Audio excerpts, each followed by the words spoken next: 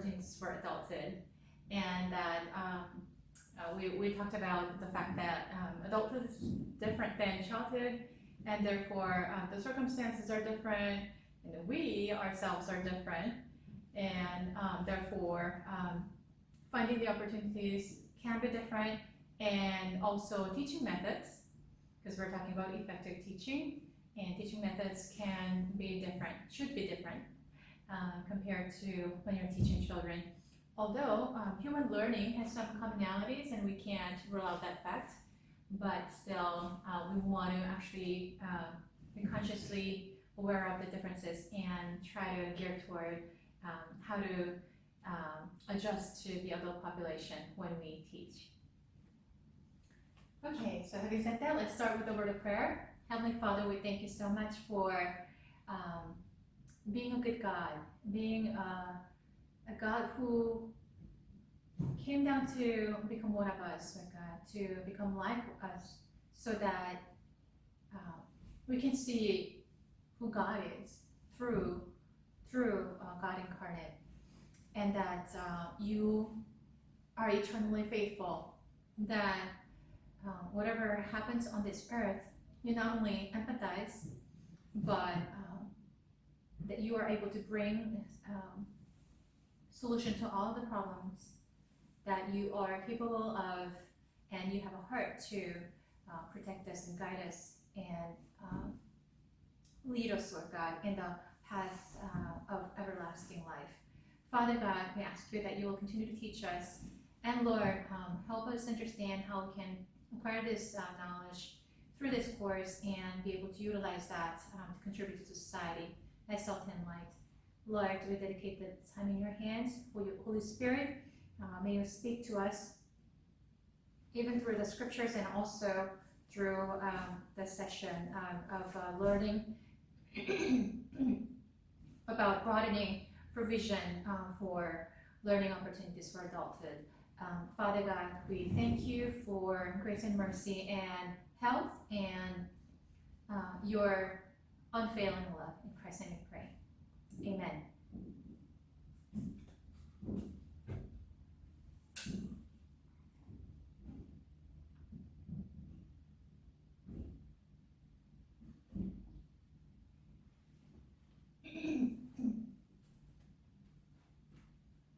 So last time we talked about the genealogy of Jesus the Messiah, and we actually moved on to a different gospel, which is called the Gospel of Luke, in order to know the background a little bit and how Jesus the Messiah came to the earth, and the fact that his genealogy is not the biological genealogy, but rather it's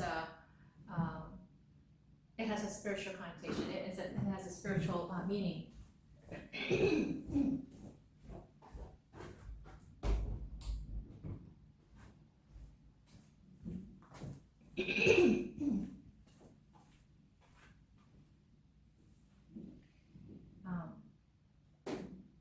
So we went through one verse, and this chapter deserves to get the attention for a few different sessions.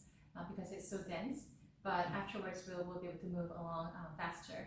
So this is the genealogy of Jesus the Messiah, the son of David, the son of Abraham, and we talked about the fact that when you say the son, it means a descendant, right?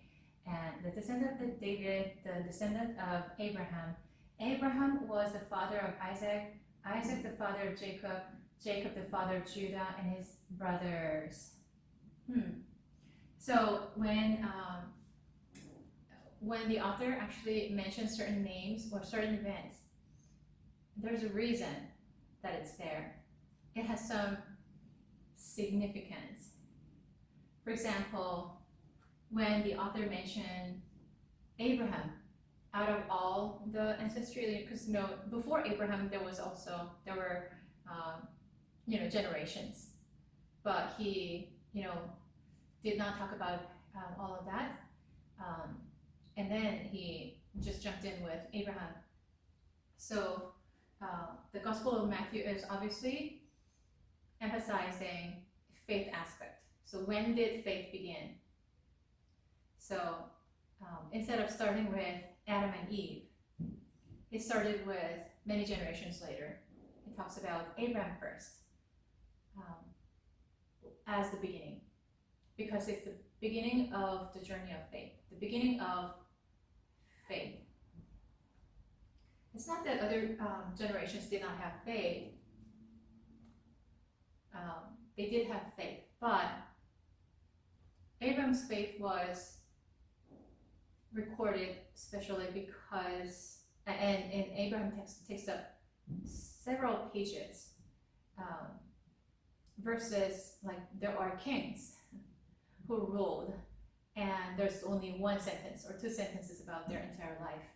Is because Abraham was the father of faith.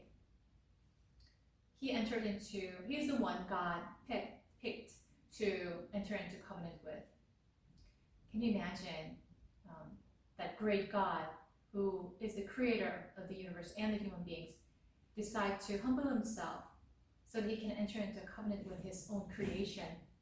And he actually entered into a covenant before too, with like Noah, and there were definitely people of faith.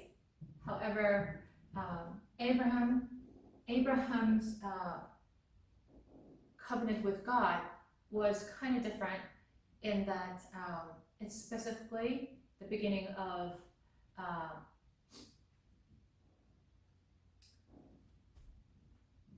it's the beginning of faith in the Messiah to come.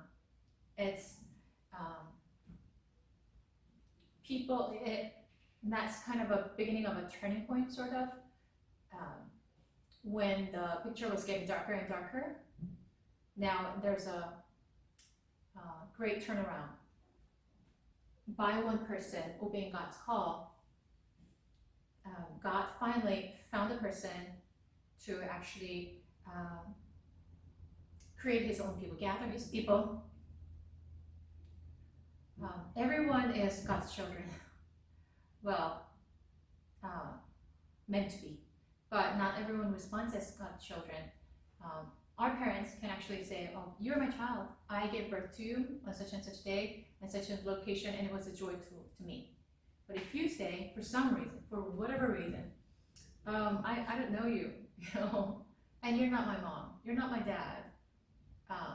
I choose not to believe, and I choose not to be in that relationship. So I'm gonna just leave. What if it's an adult child? What can you do? So it's that kind of situation.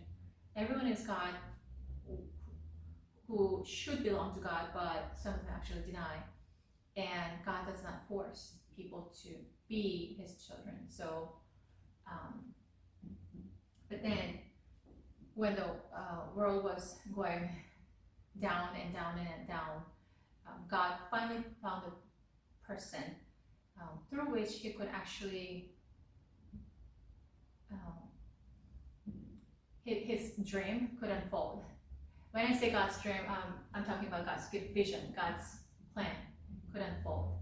And we'll see how his vision unfolds through a person, Abraham. Not because Abraham was such a great person, but simply because he responded, and simply because God's favor was upon him.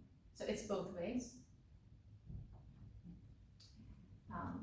So the genealogy. Start with Abraham. Abraham was the father of Isaac, Isaac the father of Jacob, Jacob the father of Judah and his brothers.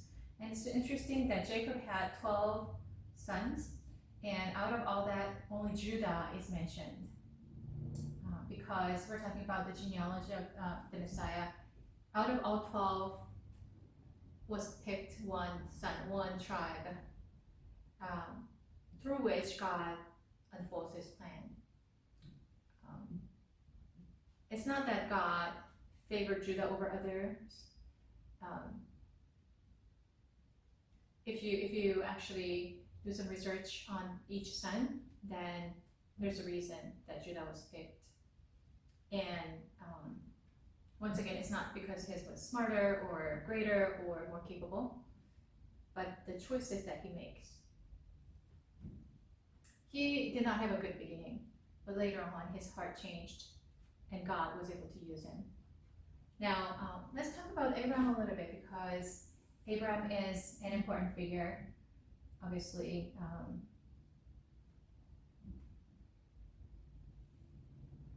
And the Bible talks about, in Genesis chapter 11, how Abraham came to be and how Abraham came into the picture of God. This is the account of Terah's family line. Terah became the father of Abram, Nahor, and Haran became the father of Lot. While his father Terah was still alive, Haran died in Ur of the Chaldeans, in the land of his birth. So Terah was Abraham's father, right? And but one of the sons died first. Haran died, and Abram and Nahor both married. The name of Abram's wife was Sarai. The name of Nahor's wife was Milcah. She was the daughter of Haran, the father of both Milcah and Iscah. Now Sarai was childless because she was not able to conceive. So only the important points are mentioned in the Bible, and all the other facts are deleted. So basically, Abram was Terah's son, and he had a wife named Sarai, and she was barren, is what the Bible talks about. And that fact, it was very important. Why was it important? Because in the ancient past, if you don't have a child, it was considered as a curse from God, and not to have a son, you cannot actually continue your lineage, which was one of the most important things, most important part of a son's responsibility. And Sarai was childless, and this is a hopeless situation because they have both Abram and Sarai become old, and they reach a certain age where they cannot conceive anymore. There's no possibility. Terah took his son Abram, his grandson Lot, son of Haran, and his daughter-in-law Sarai, the wife of his son Abram. And together they set out from Ur of the Chaldeans to go to Canaan. But when they came to Haran, they settled there. So they set out from Ur of Chaldeans to go to Canaan, but they settled in Haran. So whatever happened back in Ur of Chaldea, Abram actually grew up there, and actually their family was carving out idols, and that was the family business. Idols were sold at a very high price, and they were probably pretty rich because of that. And another important fact is that they did not believe in God. If they knew God, they would not carve out idols. So definitely they did not know God. Terah lived 205 years, and he died in Haran. So that's the background. Now,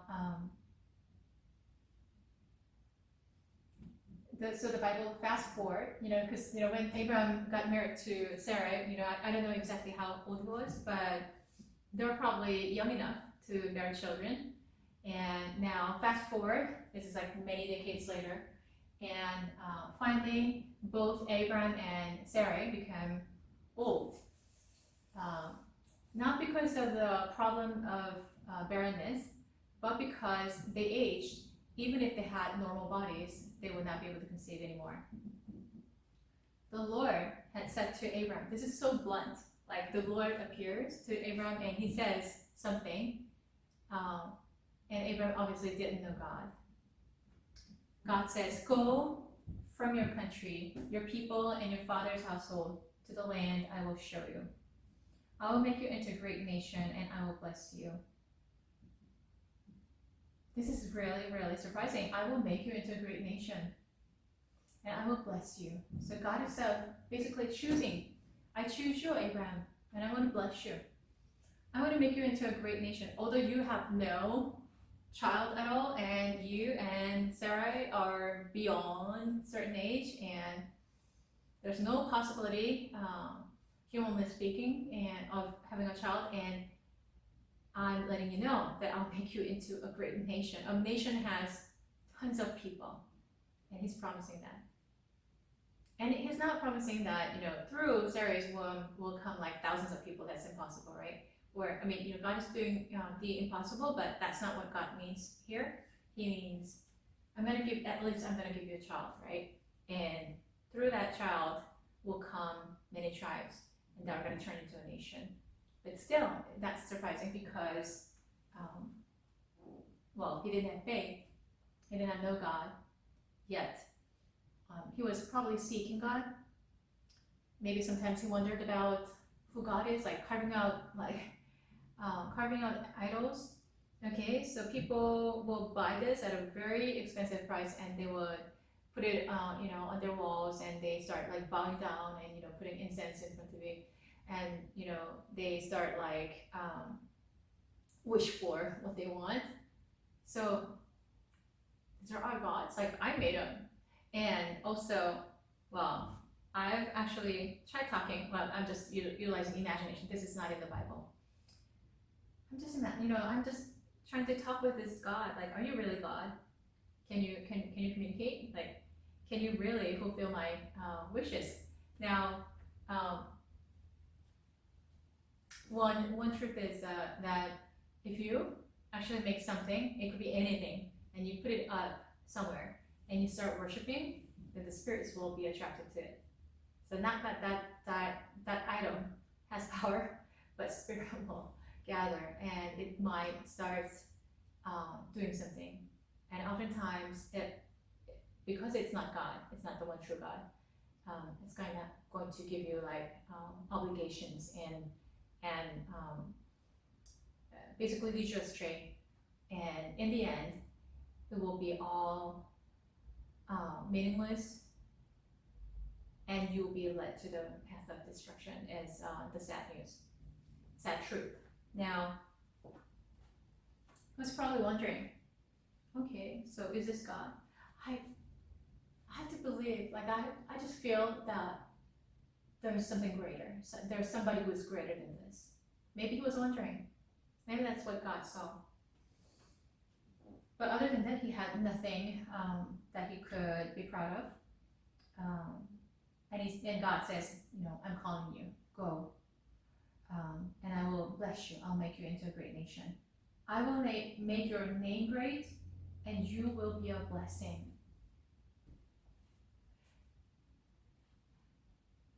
I think we human beings have a desire to make our names known. There's a desire for greatness. And I think the desires are there because we are made for something great. And because if we pursue that really worthwhile, great thing, then our name will naturally be known. But I think that we don't realize what that great thing that we should chase after, and therefore we make something else as if it were great, and try to fill our hunger for greatness by chasing after that wrong thing. And our name might be known, but then it's not meaningful in the end, because even if your name is not known, if the great, God the Most High knows your name, and I stand out before Him, not because of my own abilities and anything that is better than other people, but because I seek him and I love him and I stand out in his eye, in God's eyes, then even if there's nobody on this earth that knows my name, that counts in the end. And that's the true greatness. And when God says, I'll make your name great, he's not saying, I'm going to make you really popular like a K-pop artist or a celebrity, so that people, when people see you, they'll be drawn to you and they'll say nice things about you. They'll say, I wish I could become like you. No, what he's saying is that people of this world might not know your name. Maybe your descendants think that you're great. But what I mean is, your name will be great in my eyes, and therefore your name will be engraved in the Hall of Faith. And you will be a blessing. So I think we generally have an innate desire. Not everyone, but I see that in people oftentimes, that we want to bless other people.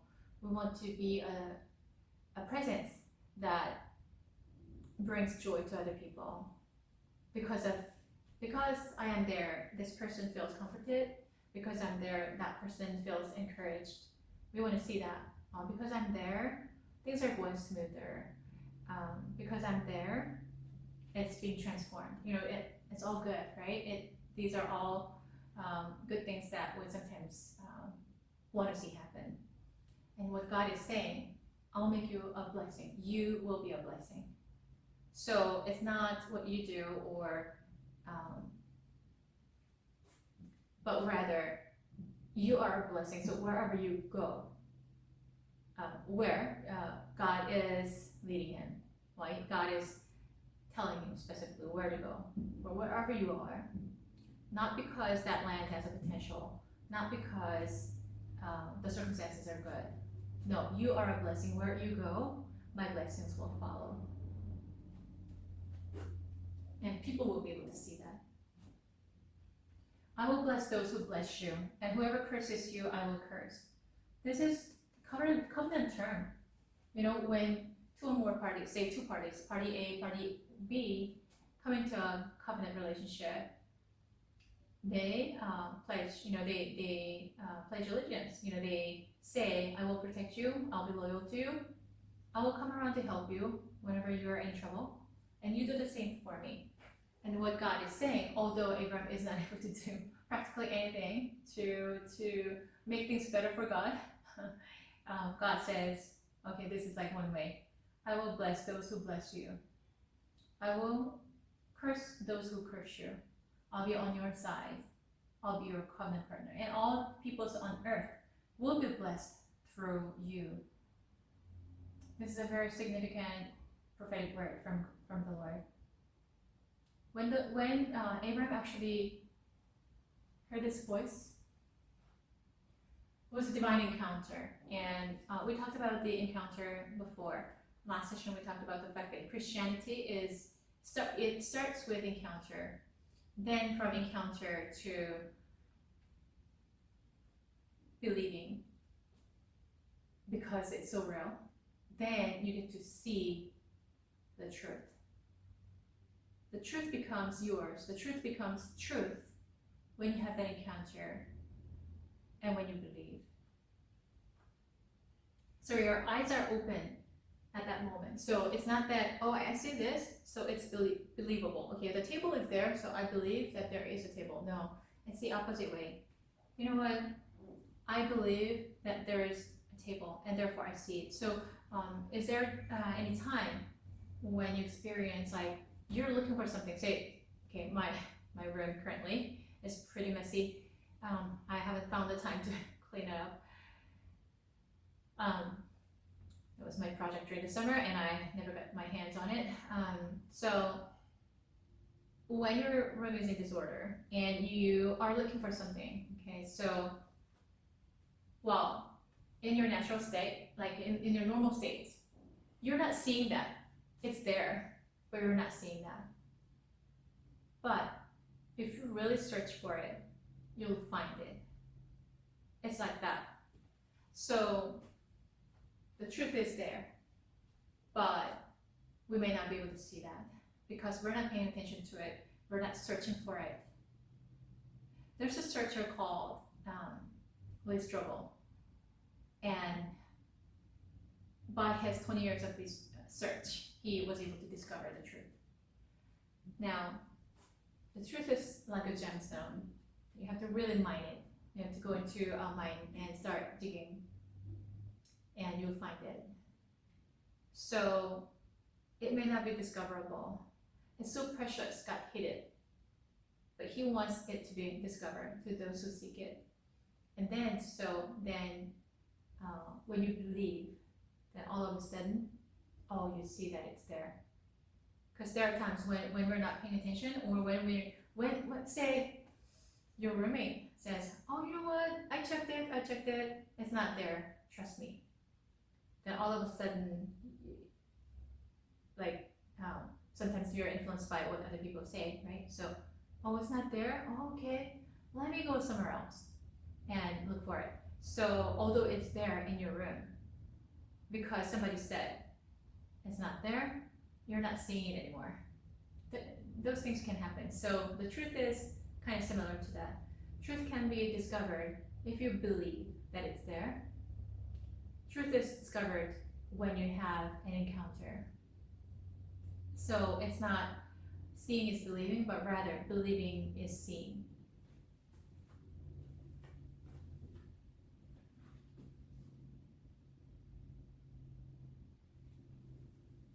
So Abraham went as the Lord had told him. Wow, isn't it courageous? Because he settled there. Obviously, his family settled in Haran, right? And it's not easy to, move to a different apartment itself, but they're leaving the entire region, and they don't have a map, they don't have a GPS, and they don't have a guide. And every day they're just trusting God and following Him and moving toward that direction where God is pointing. And Lot went with it. Lot is, remember, Haran's son and Abraham's nephew. Abraham was 75 years old when he set out from Haran. So they were originally heading toward Canaan. Interesting. They were led by something. They were heading toward Canaan, but when they saw Haran, they settled there. But now God is calling him out of Haran. Go to where I am calling you to. So Abraham took his wife Sarah, his nephew Lot, all the possessions they had accumulated. It should be quite a bit because although they didn't have children, they had nephew and probably nephew's family and all the servants, livestock. Remember, they were idol makers and they tend to become really rich. The people that had acquired in Haran, and they set out for the land of Canaan, and they arrived there.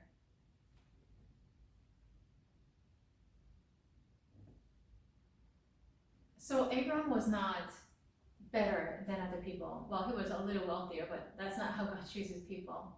God does not rely on human wealth. He wants to see us bring offerings to Him, use the monetary resources to benefit the society, benefit the neighbors, and bless other people, yes. But God Himself does not need money. And so He does not pick a person who is rich. Sometimes he can, but that's not often how He operates. How He does is choose a person who has faith, who has a potential for faith, and He chooses the ones who may not have anything. Or if it's a wealthy person, wait until that person becomes poor. Sometimes, it's not all the time, but to show that the blessings that come, the good impact this person has on other people, the good work that is being done, the transformational work, being the salt and light, it is all by God's power. So, certainly, Abraham was not picked for his wealth. And if he had wealth, is so insignificant in God's eyes, what he can do.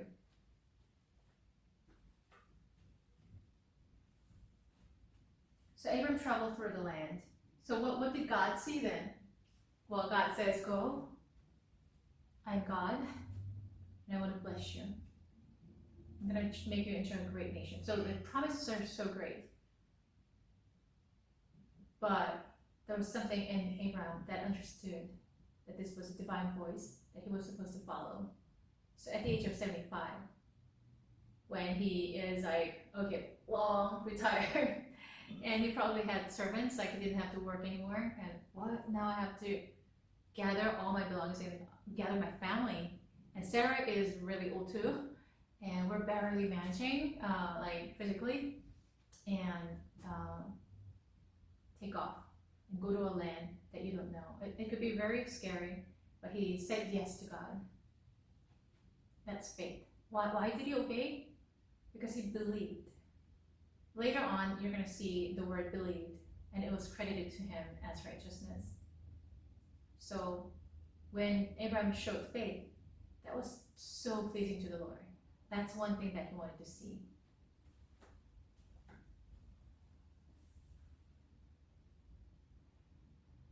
Abram traveled through the land as far as the site of the great tree of Moreh at Shechem.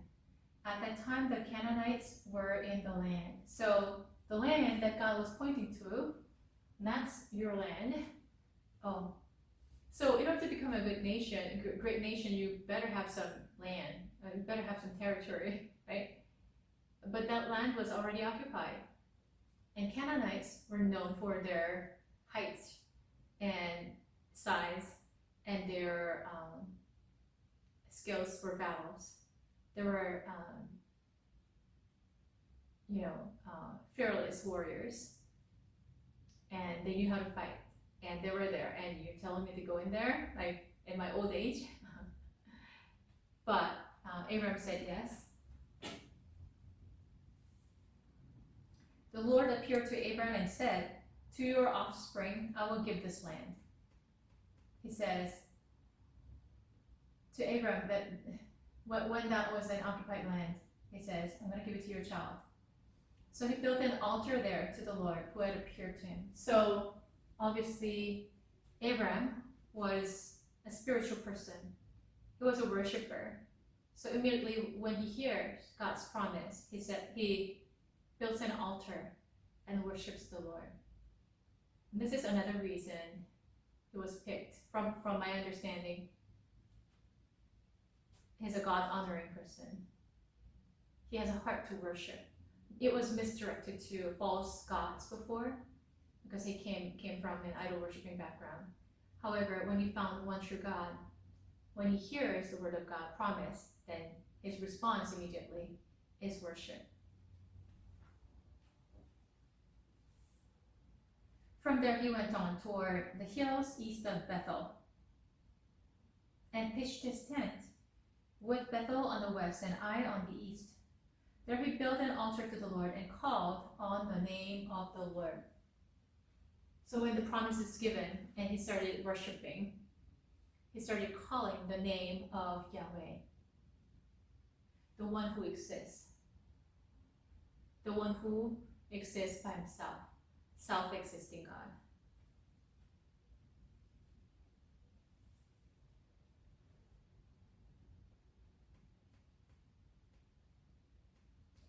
Then Abram set out and continued toward the Negev. So his journey starts. And he goes through ups and downs. And I'm not going to talk in detail about this because I think I talked about Abram and his covenant relationship with God from previous courses. But he's the one who enters into covenant with God. And so is called the Father of Nations. Once his faith grew, God gave him the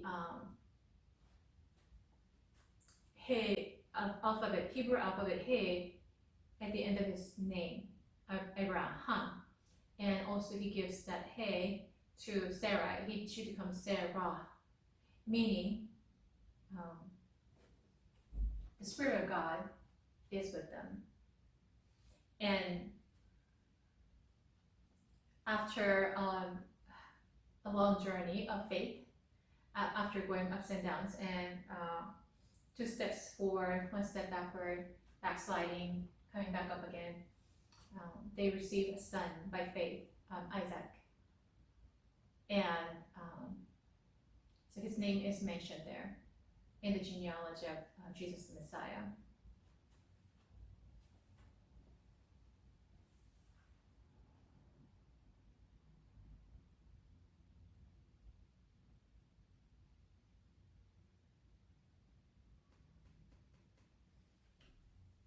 Isaac, the father of Jacob, Jacob, the father of Judah and his brothers.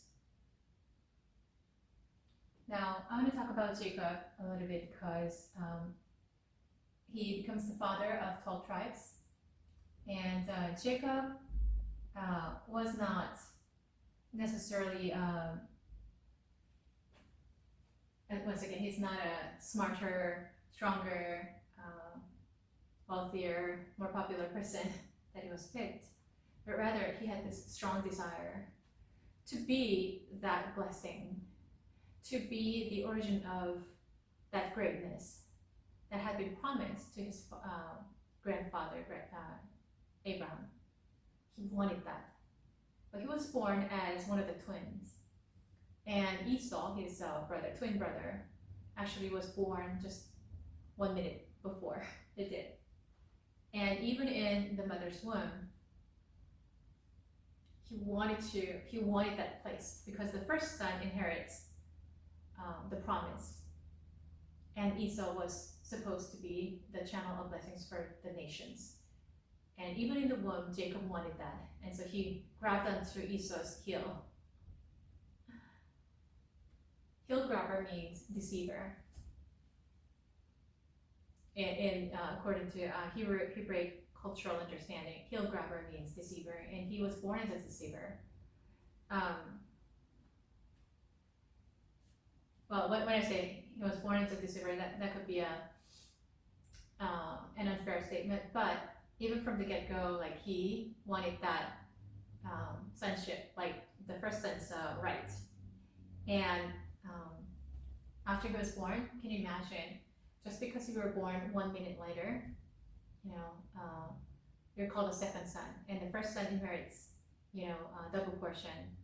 The first son inherits that vision God has given to Abraham, and because he's the first son, he's greatly favored, at least by his father, and he has to call him, older brother, and everyone acknowledges Esau. So maybe it was kind of unfair to him. He just felt it because I'm not born 2 years later, but 1 minute later. How I wish to be favored by my dad. How I wish to inherit that spiritual inheritance. And he had this hunger, but it was he tried to actually get it by deceiving, by cheating. When God saw that, because the results matter, but the process is sometimes even more important to God. And he saw, well, I cannot make a deceiver to become the blessing for other nations. That's so not of my character. So let me just work on that, while at the same time, let me honor his desire for greatness, his desire to become the source of blessing, his desire to take on that vision that has been given to Abraham. Esau, on the other hand, despises that vision. He doesn't think of himself, like his first son's rights and responsibilities, like he doesn't really care. And so he complains. So after coming back from hunting, he says, oh, I'm so hungry, like I'm gonna die. And Jacob says, okay, I'll give you this like delicious porridge, and only if you give me your right to become the first son. If you give me that, and then I'll feed you. And he thought of his first son's birthright as nothing, and therefore he thought of it as a joke. And basically he said, okay, like I'm gonna die by hunger, well, he's not gonna die, right? And even if you're about to die, like if you know the value of birthright, you would not give it up. But he did not know.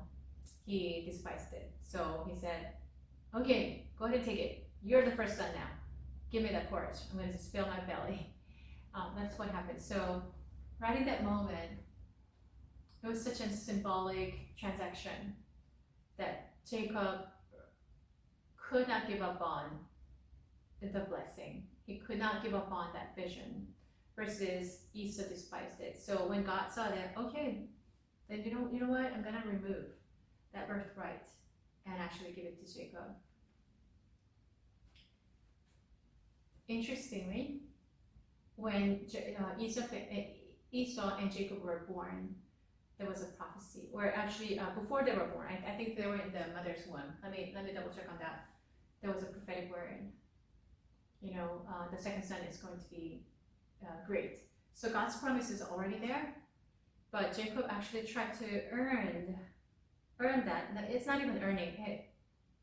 He wanted to grab onto it by deception, which is very unfortunate, because he could just wait in faith until God fulfilled that prophetic word about the birthright, that he would naturally inherit that birthright somehow, without deceiving and without all the violence and dysfunctions.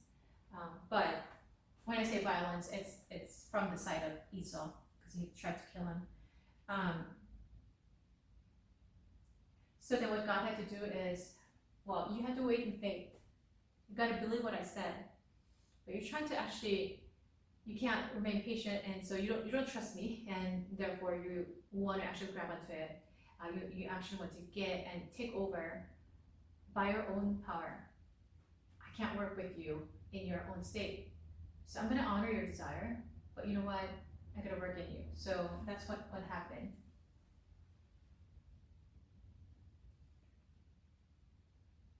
Let me see. Let's talk about Jacob and Esau a little bit, so that you'll have an understanding of what happened.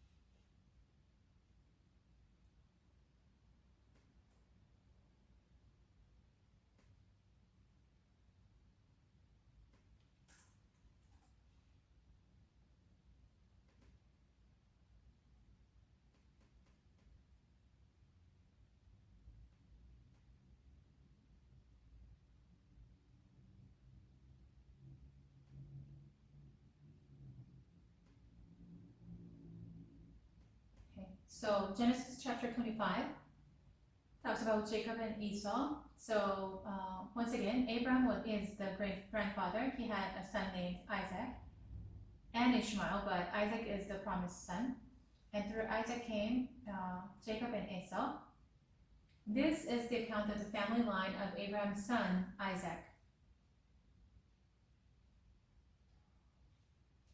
Abraham became the father of Isaac, and Isaac was 40 years old when he married Rebekah, daughter of Bethuel the Aramean, from Padan Aram, and the sister of Laban in the Aramean.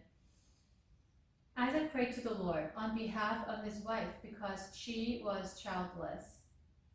So once again, there's barrenness. It's interesting that barrenness is mentioned quite a few times throughout the Bible. Like, there are a few significant biblical figures who were childless and they prayed. And I guess because having children was such an important thing back in those days, something really critical.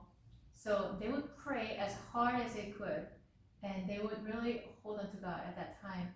And through their prayers, God worked something out, something that is greater than what they had asked for. Like, it's not just a child. Of course, the answered prayer is the child, but then something even more than that. God brings out. He uses that little channel to bring forth God-given vision that is greater than their own family. Isaac prayed to the Lord on behalf of his wife because she was childless. The Lord answered his prayer and his wife Rebekah became pregnant. The babies jostled each other within her, and she said, "Why is this happening to me?" So she went to inquire of the Lord. The Lord said to her, "Two nations are in your womb, and two peoples from within you will be separated. One people will be stronger than the other, and the older will serve the younger." So they're already fighting in the mother's womb. And God is saying, the younger will be greater. The older will serve the younger. So it had been already prophesied that Jacob would actually become the channel of blessings, taking on that vision that was given to Abraham instead of Esau. But actually Jacob tried to get it by his own force, which God couldn't accept. When the time came for her to give birth, there were twin boys in her womb. The first to come out was red, and his whole body like a hairy garment.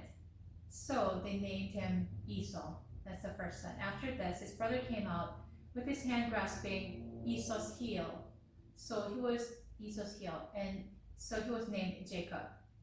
Isaac was 60 years old when Rebekah gave birth to them. So they waited for 20 years. It's good long years. And Abraham had to go through so many trials and temptations in order to come to faith. But Isaac also, Rebekah, together had to wait for 20 years until they had children. So why is God allowing this period of time of waiting? It will be like a painful waiting. Well, we don't know everything, but one thing that comes across my mind is to grow their faith. Do you really believe me? I want to see your faith. So until their faith matures, God waits. The boys grew up, and Esau became a skillful hunter, a man of the open country, while Jacob was content to stay at home among the tents. Isaac, who had a taste for wild game, loved Esau. So Isaac loved Esau for something that he didn't have. Isaac was not a very manly man, and when he saw Esau, whoa, he's hairy, he's red, and he is so manly. I love him. But Rebekah loved Jacob.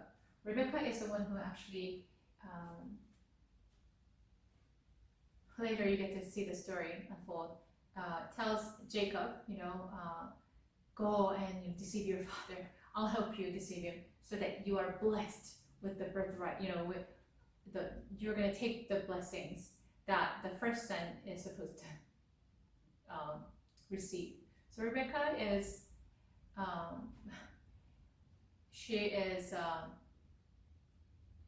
cunning, and she is also, she knows how to use the techniques of manipulation. And maybe he's a stronger figure between the husband and wife. And she sees that Jacob stays in the tent. He's kind of quiet and kind of a little bit of the opposite of her. Maybe they're attracted to that. I don't know. But Rebekah favored Jacob, and Isaac favored Esau. And so here's how the dysfunctional family relate to each other. Once when Jacob was cooking some stew, Esau came in from the open country famished. He said to Jacob, "Quick, let me have some of that red stew unfamished." And that is why he was also called Edom. So when you later hear the area name called Edom, it comes from Esau. Jacob replied, "First sell me your birthright." "Look, I'm about to die." Esau said, "What good is it? What good is the birthright to me?" But Jacob said, swear to me first. So he swore to an oath to him. Wow. So Jacob is very, he is very strategic about this. Swear me first. You're not supposed to swear.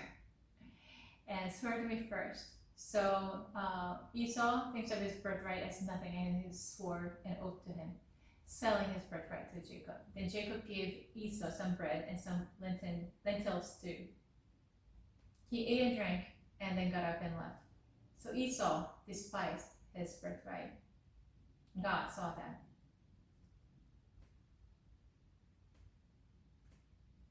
So what happens is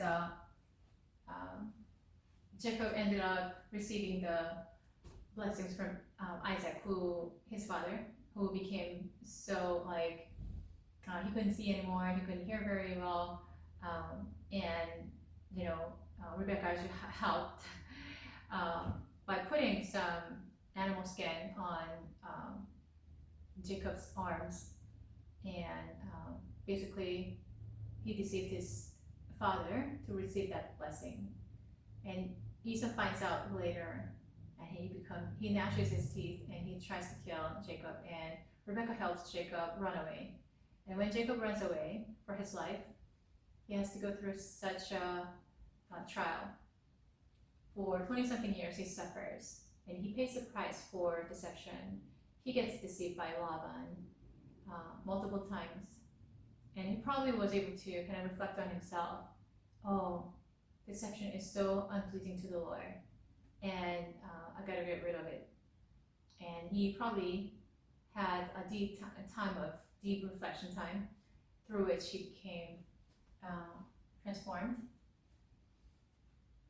And later, his dealing is kind of different than the beginning. So that's the story of Jacob and Esau. And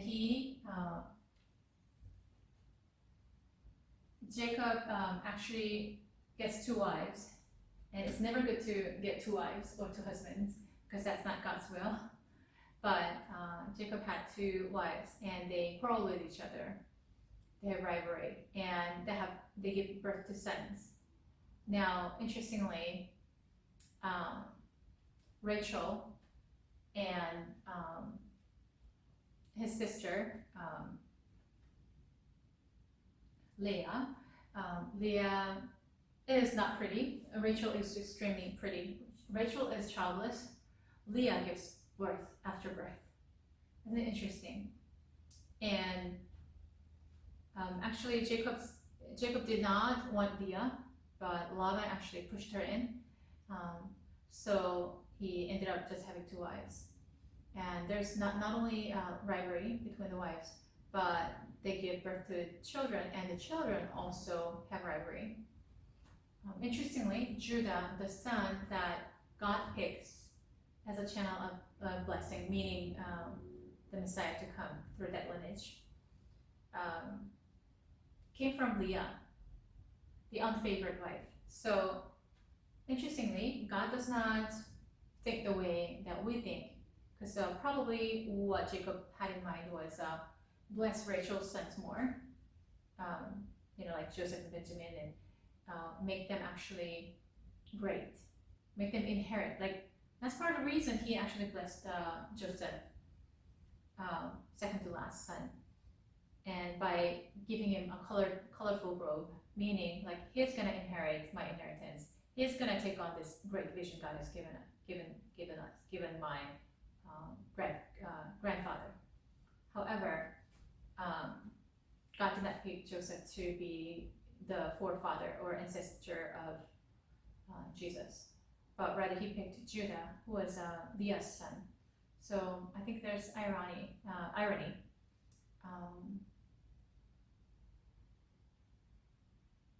Right, Judah did not stand out too much during the story. Now, from the beginning to the end, he did not quite stand out, but something changed in him, and God was able to use him. Judah, the father of Perez and Zerah, whose mother was Tamar, Perez, the father of Hezron, Hezron the father of Ram, Ram the father of Amminadab, Amminadab the father of Nahshon, Nahshon the father of Salmon, Salmon the father of Boaz, whose mother was Rahab, Boaz the father of Obed, whose mother was Ruth. Perhaps we can talk a little bit about Boaz and Rahab. Okay.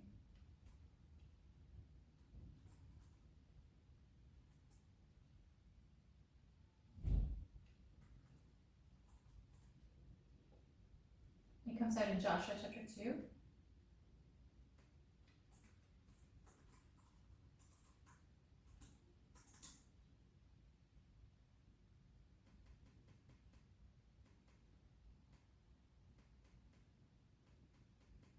So this is a way back in history, but still it's after Genesis, right?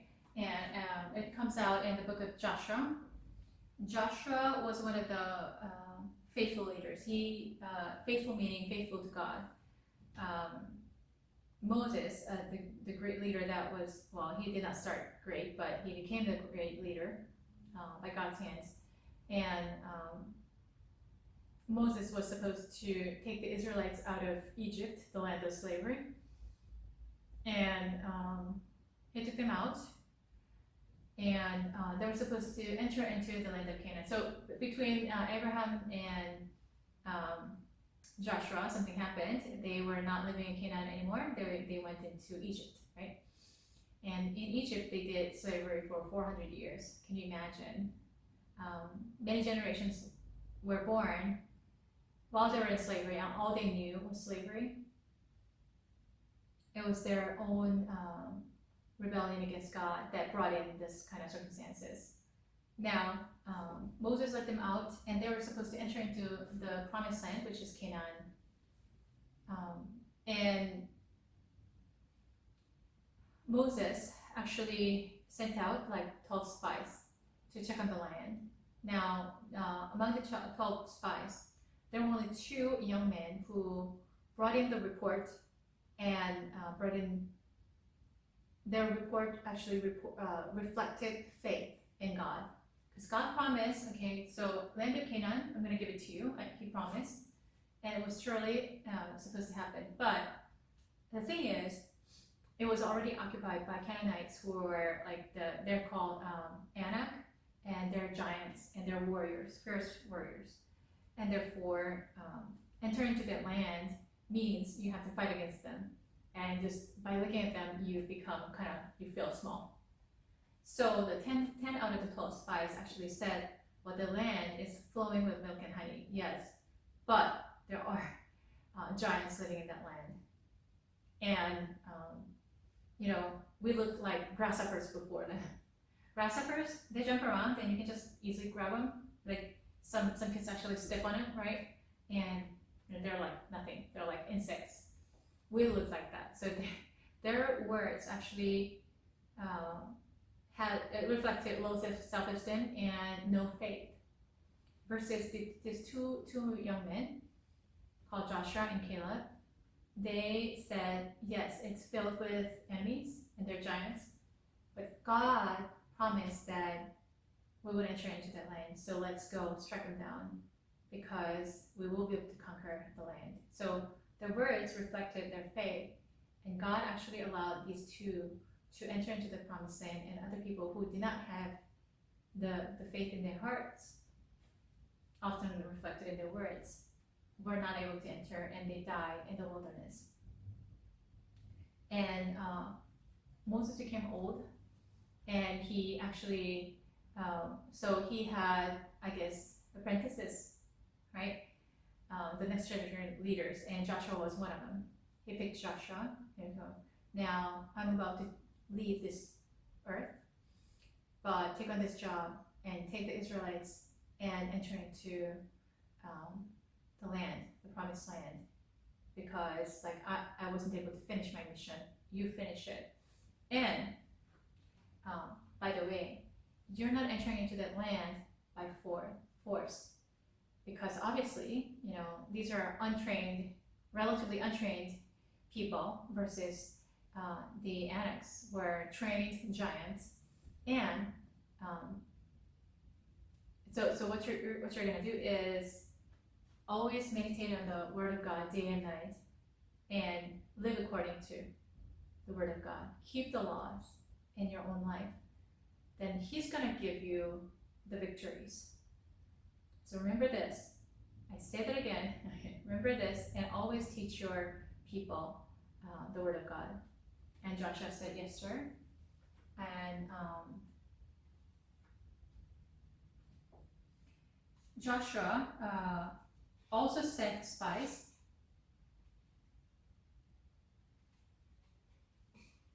So here comes the story. Then Joshua, son of Nun, secretly sent 2 spies from Shittim. Go, look over the land, he said, especially Jericho. So Jericho was known as a mighty fortress, and its wall was so thick, it was like a few meters, and it's built in such a way that you can't even climb on it. And Jericho actually had 2 years worth of being able to just feed on themselves. Like if their channel of supply gets disconnected by the enemy, then they could still live on what they had already in the castle for 2 years, and plus there were mighty warriors who were keeping Jericho.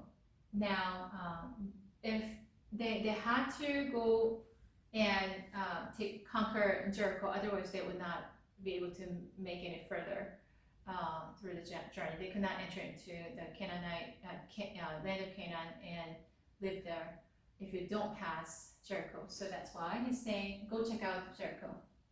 So they went and entered the house of a prostitute named Rahab and stayed there. So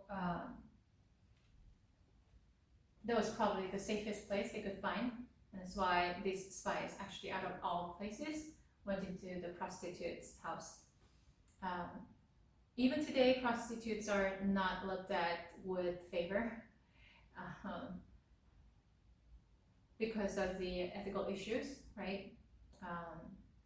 Married men, especially, and young men fall by unethical, engagement. Married men, they desert their wives, in order to have the fleshly enjoyable time with the prostitutes, and so it destroys the families. So prostitutes are not known as noble people at all, and especially back in those days, they were lesser than human beings, and Rahab, according to research, she was probably like a teenager, and we don't know her background. Perhaps she had a family to feed, and because in the past they could actually sell their daughters in exchange for money. They were treated as properties, but prostitution is, because women did not have opportunities for earning money. That was one of the very few choices, and fathers could actually sell their daughters in order to receive money and to feed their family or something like that. We don't know her circumstances, but she was a prostitute. The king of Jericho was told, look, some of the Israelites have come here tonight to spy out the land. So the king of Jericho already noticed. So the king of Jericho sent this message to Rahab. So they even identified where they sneaked in. Bring out the men who came to you and entered your house, because they have come to spy out the whole land. But the woman, Rahab, had taken the 2 men and hidden them. We don't know exactly why, but there's a chance that she was inspired by the Spirit of God. Later you get to see that these 2 spies actually tell her, so you say you want to save your family. When we enter into this city, please don't kill my family, but save them. Why don't you take like red thread and make it into a rope and actually hang it outside your window, and we will not destroy your place. But your family and relatives and like your beloved all have to gather in one place. Let them not go out, because then there's no guarantee. But red thread actually symbolizes Jesus' blood, lifeline, the only way to be saved. So these spies and what Rahab was doing was kind of prophetic. And so she was moving prophetically. So she hid these two men, and she said, yes, the men came to me, but I did not know where they had come from. At dusk, when it was time to close the city gate, they left. I don't know which way they went. Go after them quickly. So she's just a teenage woman and a girl, and she has such a wisdom. And she just somehow feels she needs to protect these two people. And she's risking her life too. If the truth is found out, then she'll be put to death. But she had taken them up to the roof and hidden them under the stalks of flax she had laid out on the roof. So the men set out in pursuit of the spies on the road that leads to the fords of Jordan. As soon as the pursuers had gone out, the gate was shut. So what a timing. Before the spies lay down for the night, she went out on the roof and said to them, I know that the Lord has given you this land. So she heard about Yahweh, the one who itself exists. And she gives a reason why she hid them, why she had to lie. She talks about this. I know that the Lord has given you this land, and that a great fear of you has fallen on us, so that all who live in this country are melting in fear because of you. We have heard how the Lord dried up the water of the Red Sea for you. So she knows about this historical event, parting of the Red Sea, when you came out of Egypt, and what you did to Sihon and Og, the two kings of the Amorites east of the Jordan, whom you completely destroyed. When we heard of it, our hearts melted in fear, and everyone's courage failed because of you. But the Lord your God is God in heaven above and on the earth below. So she has a fear of God. Although she is a foreign woman, she's not a chosen people, and she is out of all things a prostitute. But look at her faith. Now then, please swear to me by the Lord that you will show kindness to my family, because I've shown kindness to you. Give me a sure sign that you will spare the lives of my father and my mother, my brothers and sisters, and all who belong to them, and that you will save us from death, our lives for your lives. The man assured her, if you don't tell what we're doing, we will treat you kindly and faithfully when the Lord gives us the land. So both parties, the spies and Rahab, both believe that the land will be handed over to the Israelites because of the Lord.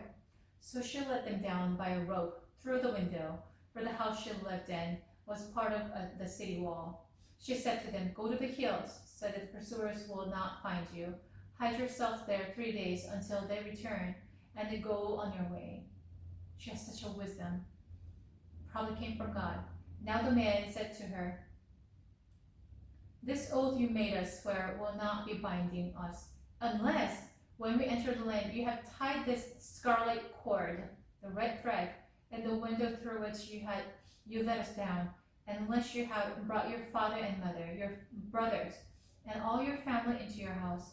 If any of them go outside your house into the street, their blood will be on their own heads. We will not be responsible. As for those who are in the house with you, their blood will be on our head if a hand is laid on them. But if you tell what we're doing, we'll be released from the oath you made us swear. Agreed. She replied, let it be as you say. So she sent them away, and they departed. And she tied the scarlet cord in the window. So that was Rahab. Somehow she got married to an Israelite. And she is picked as a mother of the lineage, one of the mothers in the lineage. Usually women are not mentioned in a lineage in the Hebraic community, but her name is mentioned, but because her act was so significant before God's eyes.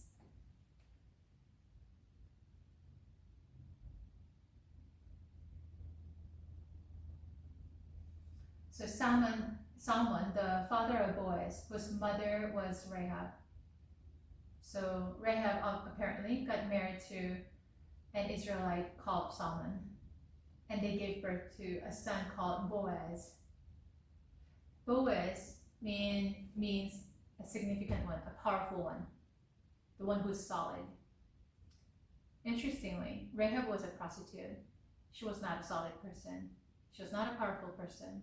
She was at the bottom of the society, and they gave birth and names the child Boaz.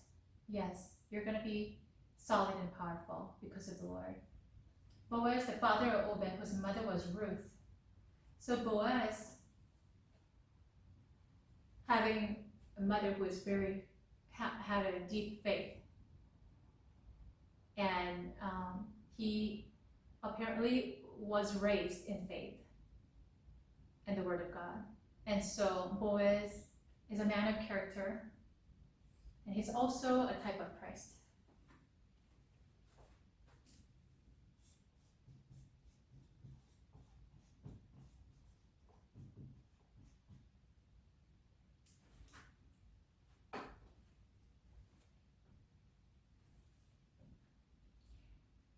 Now we can talk about Ruth a little bit. We may not be able to finish today, but I want to actually talk about Ruth. Okay, so Book of Ruth.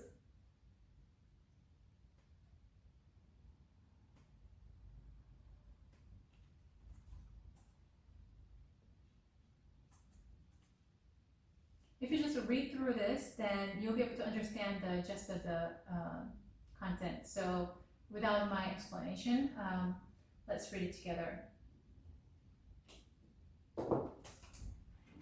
In the days when the judges ruled, there was a famine in the land. So a man from Bethlehem in Judah, together with his wife and 2 sons, went to live for a while in the country of Moab.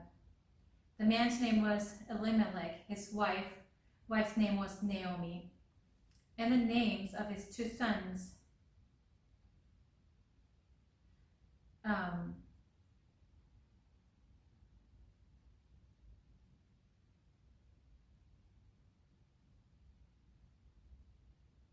were Mahlon and Chilion. They were Ephrathites from Bethlehem, Judah, and they went to Moab and lived there. Now Elimelech, Naomi's husband, died, and she was left with her 2 sons. They married Moabite women, one named Orpah and the other Ruth. First of all, the Israelites are not supposed to get married to non-Israelites, because the Israelites are called by God and they're supposed to marry among the faith families. But the 2 sons of Naomi, Elimelech and Naomi, now Elimelech died. Naomi is raising 2 sons, and they get married to Moabite, non-Israelite women. After they had lived there for about 10 years, both Mahlon and Chilion also died, and Naomi was left without her 2 sons and her husband. When Naomi heard in Moab that the Lord had come to the aid of his people by providing food for them, she and her daughters-in-law prepared to return home from there. With her 2 daughters-in-law, she left the place where she had been living and set out on the road that would take them back to the land of Judah. Then Naomi said to her 2 daughters-in-law, "Go back, each of you, to your mother's home. May the Lord show you kindness, as you have shown kindness to your dead husbands and to me. May the Lord grant each of you will find rest in the home of another husband." So basically Naomi loses her husband, and then her two sons die. They had been married, and the two daughters-in-law, Orpah and Ruth, she says, go back home and find another. You guys are so young, so get remarried. Because I'm a widow, and we talked about how widows lived. They were the poorest, they were the weakest, and they were not given a means to live. And therefore, Naomi is facing a very hard rest of life right now. And she is considerate. She is saying, okay, daughters-in-law, you're not bound anymore. Go and find your other husband and live comfortably. Don't worry about me. Then she kissed them goodbye, and they wept aloud and said to her, we will go back with you to your people. But Naomi said, return home, my daughters. Why would you come with me? Am I going to have any more sons who could become your husbands? Return home, my daughters. I'm too old to have another husband. Even if I thought there was still hope for me, even if I had a husband tonight and then gave birth to sons, would you wait until they grew up? Would you remain unmarried for them?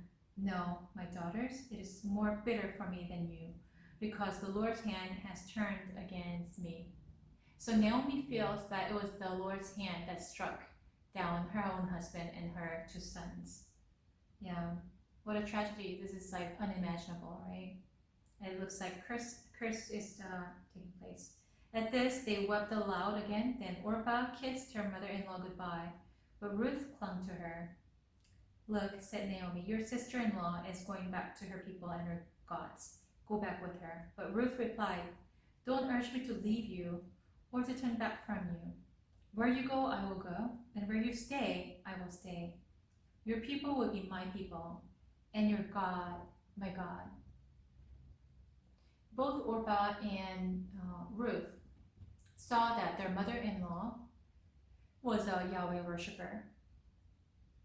And whatever Naomi did, well, look at her kind actions of releasing them. She is probably old and she needed company. Her husband is not there anymore, but she's not holding on to them, but just release them. She is a kind person.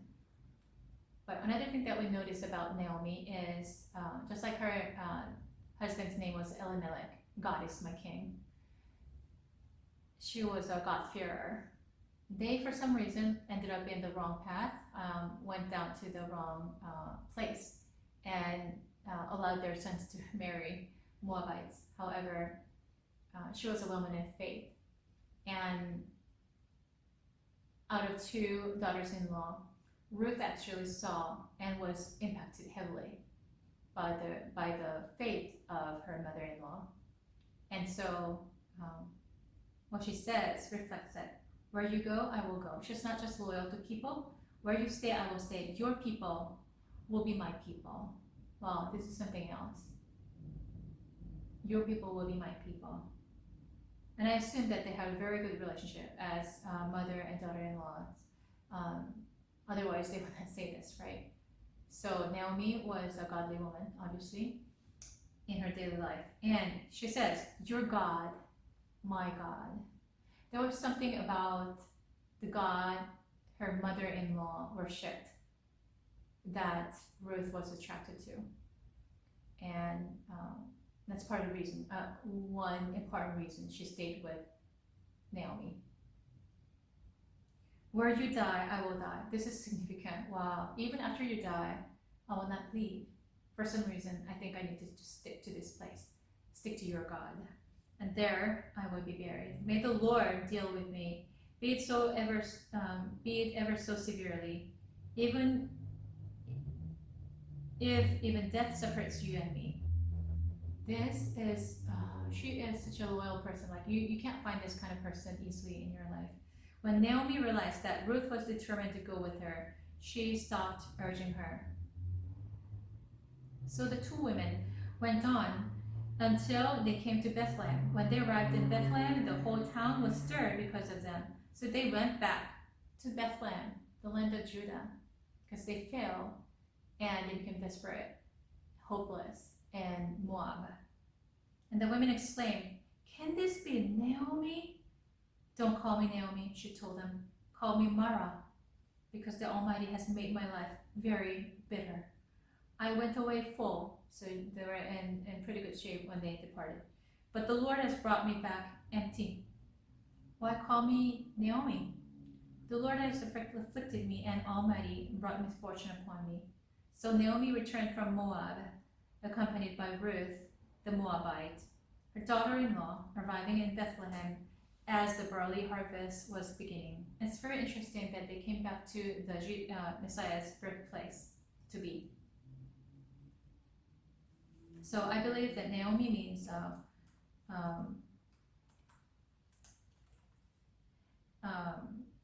joy, but let me double check.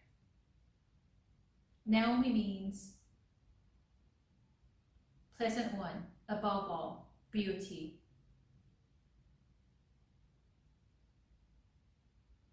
Pleasantness, beauty. And then she's calling herself bitter water, right? So she came back home, back to her hometown with her daughter-in-law.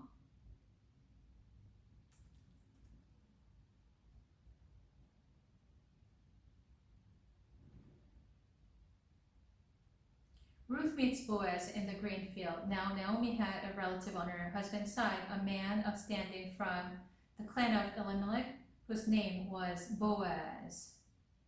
So Naomi had a relative through her husband's side.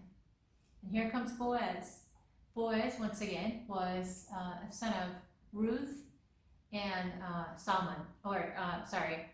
Rahab and Salmon. So he's half-blooded, right? And he was raised in faith. And Ruth the Moabite said to Naomi, "Let me go to the fields and pick up the leftover grain behind anyone in whose eyes I find favor." Naomi said to her, "Go ahead, my daughter." So she went out, entered the field, and began to glean behind the harvesters.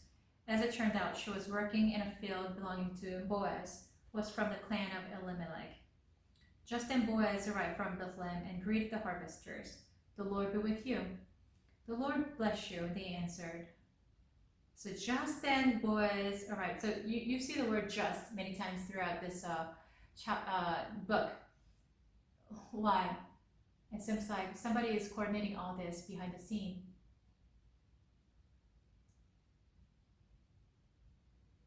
As it turned out, she was working in as it turned out, she didn't pick. She was picking her, behind like leftovers, like the crumbs. She was picking to survive for herself and for her daughter-in-law, right? Well, actually, that was not Naomi, but Naomi was old, so Ruth actually went out. It happened to be a field that belonged to Boaz. Just then Boaz arrived from Bethlehem and greeted the harvesters. Boaz asked the overseer of his harvesters, "Who does that young woman belong to?" Obviously, she captured his eyes. He recognized, his workers, but this woman looked different. Not only she was new, but there was something about her that captivated his eyes. The overseer replied, "She is the Moabite who came back from Moab with Naomi." So she's a widow, young widow. She said, "Please let me glean and gather among the sheaves behind the harvesters." She came into the field and has remained here from morning till now, except for a short rest in the shelter. So by this time, while Boaz seems to be asking all these questions, but he already knew a little bit about Ruth because word spread. "Oh, Naomi came back. By the way, she had a daughter-in-law, a Moabite." But you know what? Although she was young, she's young, instead of leaving, she stuck to her poor mother-in-law. She's so loyal.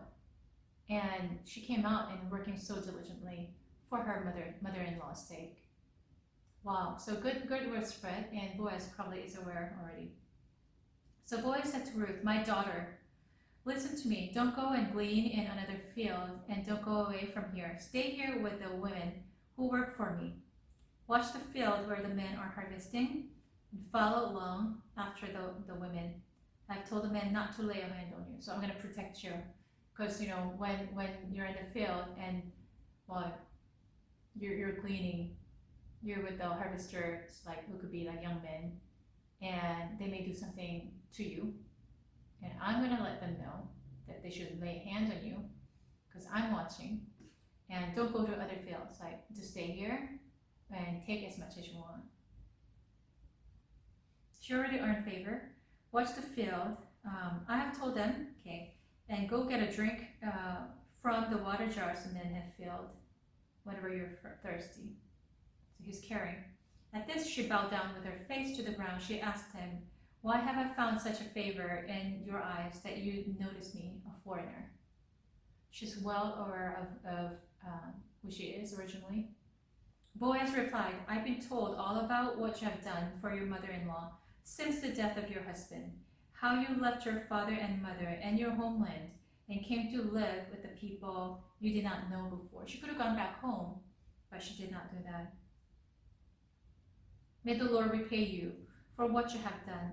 May you be richly rewarded by the Lord, the God of Israel.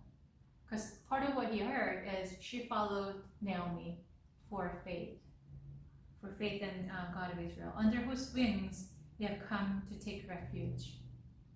May I continue to find favor in your eyes, my Lord, she said.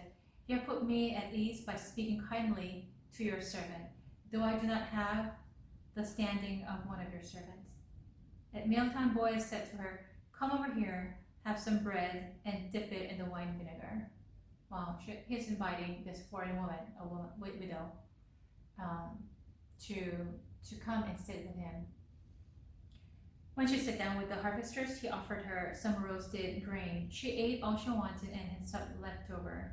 As she got up to glean, Boaz gave orders to his men, let her gather among the sheaves and don't reprimand her. Even pull out some stalks for her from the bundles and leave them for her to pick up, and don't rebuke her. So, like, deliberately, just leave stalks so that she can gather more. So Ruth gleaned in the field until evening. Then she threaded the barley she had gathered, and it amounted to about an ephah.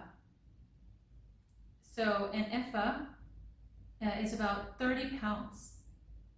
That's quite a bit, right? And so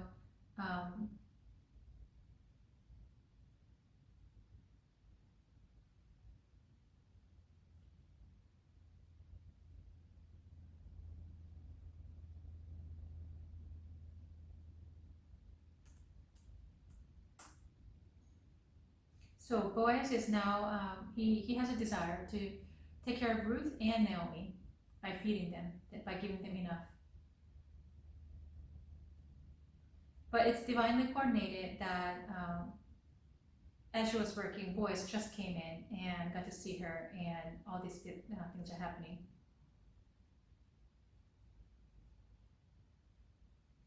So one ephah, she carried it back to town, and her mother-in-law saw how much she had gathered. Ruth also brought out and gave her what she had left over after she had been eaten enough. So she is a wise woman. She cares about her mother-in-law, just like her own family, and she has a lot of good character, She's a woman of character. Her mother-in-law asked her, where did you glean today? Where did you work? Blessed be the man who took notice of you. Then Ruth told her mother-in-law about the one at whose place she had been working. The name of the man I worked with today is Boaz, she said. The Lord bless him. Naomi said to her daughter-in-law, he has not stopped showing his kindness to the living and the dead, she added. That man is our close relative. He's one of our guardian redeemers. What is guardian redeemer?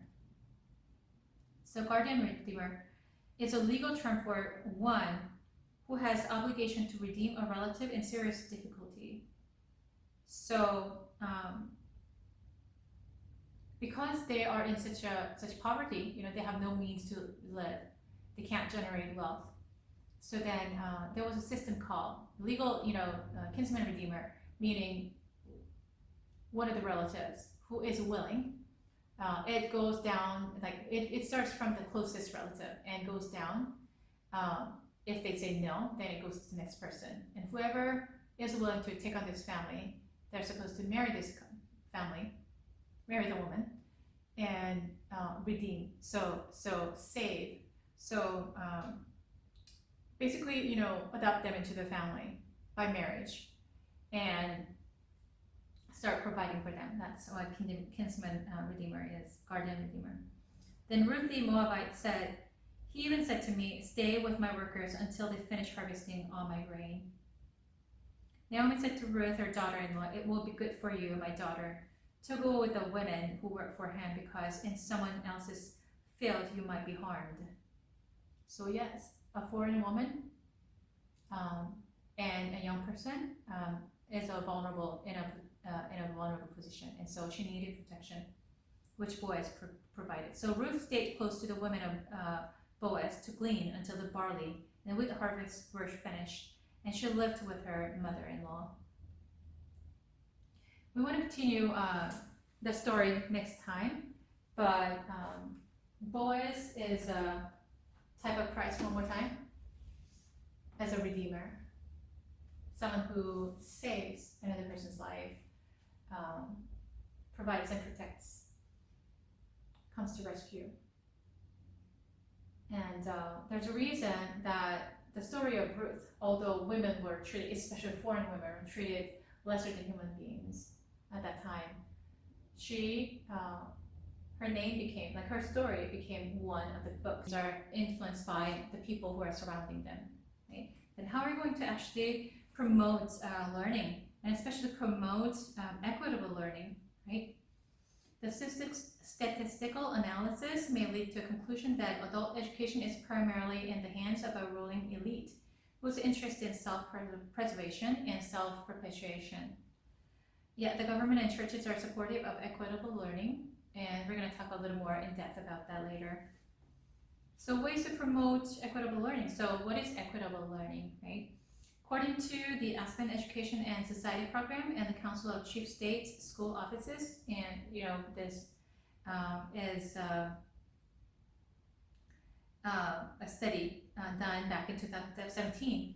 Educational equity means that every student has access to the educational resources. Every student, regardless of background, ethnicity, age, resources, and rigor they need at the right moment in their education across race, gender, ethnicity, language, disability, sexual orientation, family background, and or family income. So ensuring that every student has access to the educational resources and rigor they need at the right moment is the tall order, and we need to do a lot of work. We are working for that direction, especially in California. I'm proud of this state for that reason. For other aspects, I'm not very proud, but they're really emphasizing equity. So to promote equity, we need to think about how classroom structures and systems are set up. Is a system allowing equitable learning? So, we're going to do some case analysis of what are we going to do. If you look on page 11, case is a student has high self-confidence but struggles with respecting others. So this person, has the potential. Self-confidence is an important factor. And those who are self-confident will learn faster, but struggle with respecting others. Sounds like a proud person. Okay, how do you deal with this kind of child? Give students universal access to clear team roles, so the student respect the strengths their peers bring to the team, while continuing to exercise self-confidence. So we don't want to crush down self-confidence, let it be. But then this person actually needs to learn to respect other people. So make him, for example, a team facilitator, meaning to take the responsibility for supporting all team members to participate equally. You can't just keep talking, but you have to allow other people an opportunity to speak. This would be a good practice to help this person grow with the same level of self-confidence, but at the same time learning to respect others. Case number 2, a student who is strong in their communication skills but needs support with their impulse control. So like oftentimes a lot of gifted children, sometimes because their gifts stand out so much and they are acknowledged for them, their other negative aspects can be overlooked. Oh, you're so good. Oh, you're so smart. And therefore, like, oh, you know what? That aspect, this aspect, I'm gonna just overlook because he's so good or she's so good. But then a child or a student needs to grow, develop as a well-rounded person, right? And so this person has communication skills, but impulse control, it's a little issue. So this person might speak up anytime and be the first to answer everything, ignoring other people's opportunities. So then teachers can support both autonomy and rigor with a simple tool like agree, disagree cards. So like hand them out, cards, okay, you raise your cards first. Okay, I'm gonna pick a different person. Give other people equal opportunities,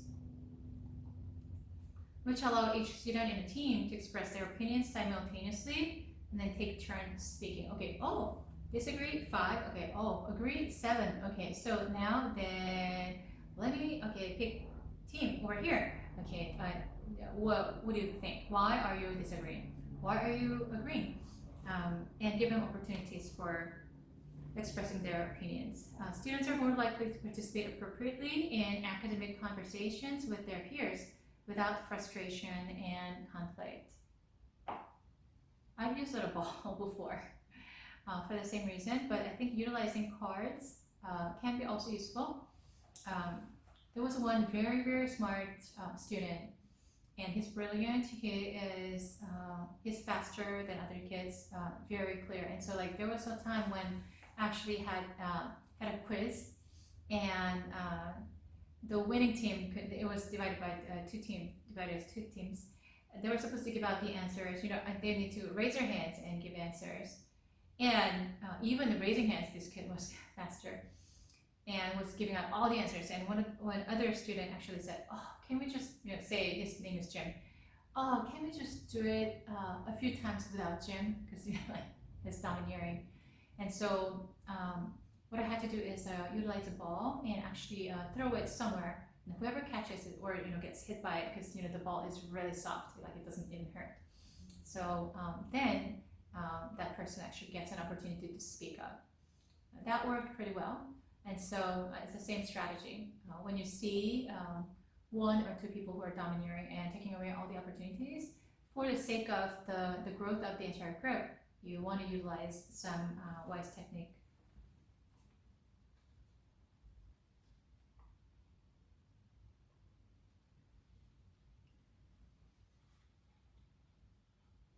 How can we promote equitable learning? Engage students, families, and communities as full partners.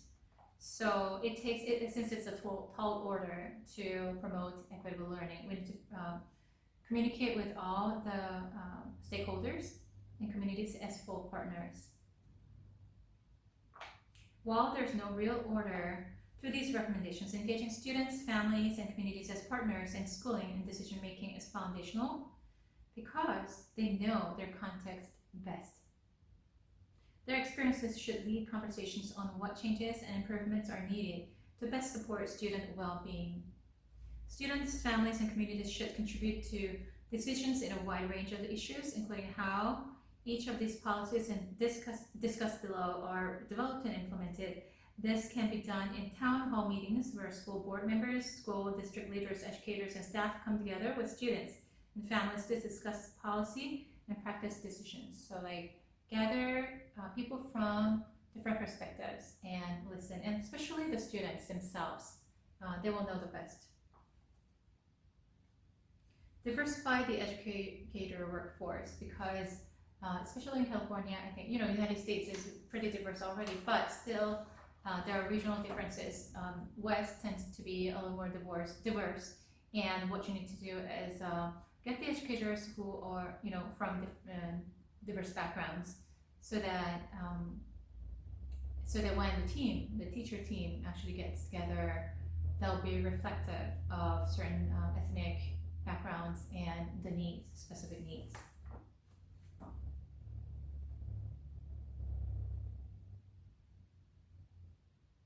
One topic that's not often discussed alongside issues of belonging and social emotional well-being is the makeup of the educator workforce, but research suggests that this is critical. Yeah. C, provide meaningful professional development and supports. Schools and districts can more immediately address the mindsets and skills of the educators currently teaching students through professional development and supports. Professional learning opportunities that create space for open conversations about bias can support adults in continuously integrating their own biases as well as developing more inclusive lesson plans. Discipline strategies and other ways to infuse self-awareness and cultural competence into the practices they use with their students. D, develop inclusive discipline and dress code policies. Ensure equitable learning to rigorous, culturally sustaining curricula. So your curriculum is supposed to actually reflect diversity as well. So how are the students from low-income backgrounds have access to certain curricula? Make it available for them.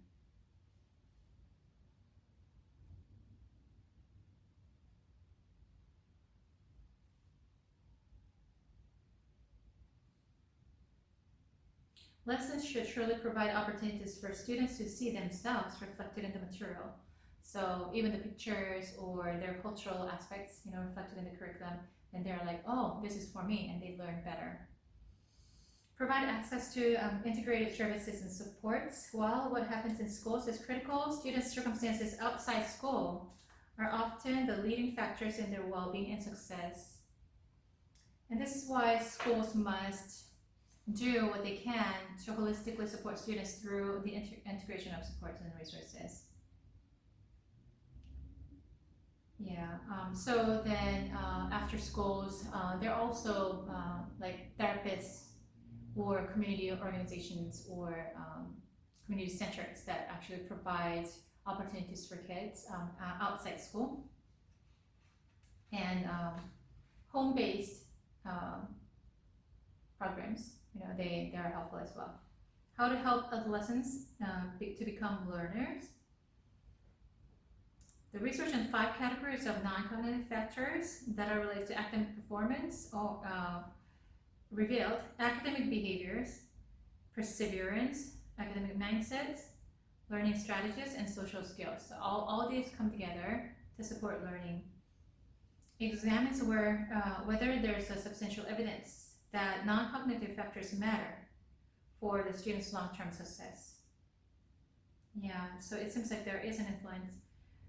Students earn high grades when they show perseverance and strong academic behaviors.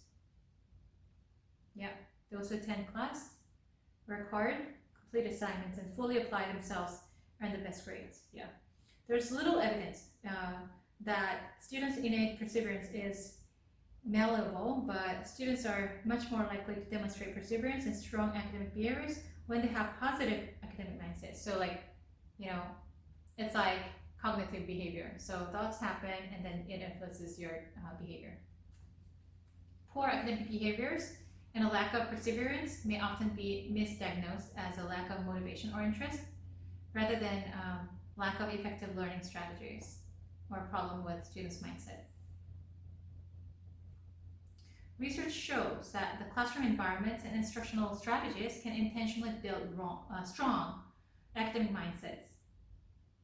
So you can guide them to have strong academic mindsets, and that teachers can explicitly teach and model learning strategies that improve student behaviors.